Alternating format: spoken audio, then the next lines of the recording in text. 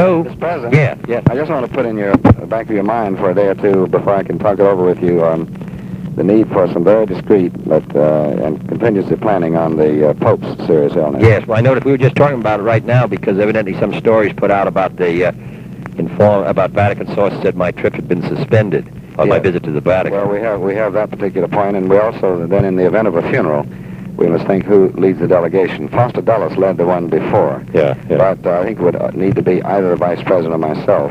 Right. But then the other members of the delegation, matter of really great importance, and you would probably want to have one of your immediate staff concentrate on this with us for a little careful contingency planning. Right. You might be thinking about who you want to have and which of us you think might be better to go. Right. I can see some advantages either way, but I'll have a chance to talk to you about it. Well, maybe they both go. Or now, on the trip, I don't know where that story came from, but it said Vatican sources said our visit had been suspended. Well, I think it's probably. What does it say? Wait a second. Here it is. It looks to me as though your visit is not likely to take place, but that's just as far as the Pope is concerned. The plan for President Kennedy's audience with Pope John had been suspended because of the Pontiff's illness. Right. But now that plans to be pending clarification. I don't know whether we have no other information about his health except the newspaper reports, have we? Right. No, I don't think so. Well, if of course it just depends. If something should happen, it seems to me that what I would do would be, if something happened to him before I'm going, they will have picked a new pope. Right. If something, well, the selection might not occur that quick. Well, then I would think what I'd do is just put my Italian visit at the end of my Irish visit. Right. And just do it that way. Right. Well, all right. Well, I think Bill Tyler will work with me personally on this whole business, so that no one else will be involved with it. Okay. And is Kenny O'Donnell maybe the fellow you want to work on it? Well, fine, good. Right, fine. Okay, Right. good. Thank you.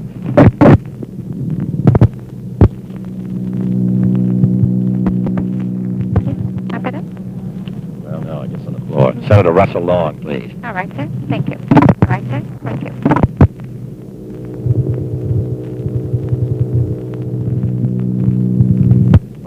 Hello? Hello, Mr. President. I hear you did a hell of a job up there, yeah? We got your debt limit bill unscrambled. But I mean, God, you just saved the government about $200 million. Well, I don't know if we accomplished anything, but anyway, we got... I thought old Williams was trying to help you, with that damn amendment to screw this thing up. I know, but I mean, by the time they get through... Secretary of the Treasury is going to come back and tell me what he thought, but I thought I knew what he wanted in the beginning, but he's going to come back and tell me he's on his way down the hall to talk to those Republicans to see if I can get some help. I thought old Williams had decided to help the man. Well, he's trying to screw you up. I know, but listen, I hear you did a hell of a job up there, Russell. That's terrific. Well, thanks so much, Mr. President. How you doing? I hear we're in some trouble in Louisiana. Well, sir, I haven't had a chance to check today. I went to Houston, Texas to kind of see if I could squeeze a little money out of the oil people to get us along, and I talked to the governor of Louisiana from over there, and he said that he thought he might be able to keep that bill in that House. The thing is, what's so screwy about that thing is that if a Democrat carries Louisiana, no matter who those delegates are, they can't go up and make a deal with a Republican then. Let's say because the Republican can't look like he's in the position of outbidding a Democrat on some civil rights question. So therefore, the best they could do is throw it in the House of Representatives, and then everybody gets sort of on the hot seat, because then either you break up the Democratic Party or everybody votes Democratic. So where does it end? I know it's sort of just a means of protest, isn't it? Well, no, what they've got in mind, they're trying to work out a sort of a block vote type deal where they would get their votes together and then say, all right, now if our vote might elect somebody president, then he's going to have to come to our terms. Now, those fellows made some kind of a deal like that in that Tilden Hayes race, I believe it was. Yeah, that's right, I know. And but this isn't 1870. Oh, I agree. I think wait a minute, 76. It isn't 1876. I think it's a lousy idea. Because what happens is, it will become the most publicized thing. Then they come up and say, well, you got to do something. First place, you got the courts operating anyway, no matter what the president did. Right. And then they come up, and then everybody's looking and saying, well, what is the president promising this group? And pretty soon you got this mayhem, and it finally ends up in the House of Representatives. It doesn't get them much. In addition, everybody then says, Christ, the South is so uncertain that I better just try to get my votes in the North. That's right. Well, of course, the worst thing about that, I don't know who you thought about it, but the bill that they've got, I haven't studied, but I've been told about it. You see, the worst thing about that is that, in effect, that would take the South out of the That's right. presidential election. Exactly. So that if Until afterwards. if we were not going to vote on whether you were going to be president or not, why should you promise us anything? Exactly. You should direct your appeal to those. Well, that's one. Where the Negro vote might be the key vote. And at least I could count on it. Otherwise, I'd have to figure, well, I have to do my business after November, and I can't do it under those conditions. I think it's crazy for the South, because this way I'm concerned about Georgia and Louisiana and these places where we got a chance to carry. But if I end up with no chance to carry them, then I got to go up north and try to do my business. Right. Well, now I tell you, I did some talking with Gitta Sloan, and both of us agreed that we ought to be against this thing. Now here's a conclusion that we held by it also. Whether we win or lose on this fight, this bunch of wild citizens council and Ku Klux down there can renew this battle after the next gubernatorial race, and so can we. In other words, if we win the governor's race. But of course, it's harder to repeal it. It's harder to repeal. This way, the governor's always sitting there. Yeah. It's much harder to repeal it once it's. I agree. But anyway, you say you could. They'll renew it after. I think we've got a chance. I haven't. Have you heard what happened down there in the House of Representatives today? I haven't heard. No. Well, I've been on the floor here, but I will undertake to find out what happened down there, and what. This thing is very similar to the stand I made in that 1952 convention when my delegation wanted to walk out. What I said was that I'm not going to even. I'm not. I remember. I was there.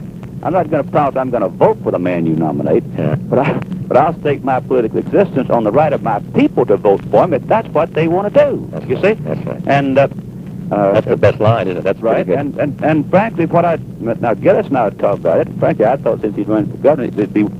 Just confidential. Please don't go tell Dulles that. Dulles ran out on me at Chicago at that time. Yeah. I just he didn't know we were thinking about this. But I figured was, well, hell, why not go ahead and stand up on the issue and take this attitude with them that you boys are trying to call off the president's race. And let me tell you something, this great democracy, if you want to call off that president's race, you better try to call your race off, because you're going to be the guy in danger time you try to tell the people that they can't vote. You see? Which I think is essentially what that thing would be. I'll find out how it's going down there. As I say, the governor thought he could tie it up in that appropriations committee and kill it there. It seems to me that there are ways under the rules of the legislature where they could maneuver to offer it on the floor even if the committee wouldn't report it out. Yeah. But I'll try to check it and find out just where we stand.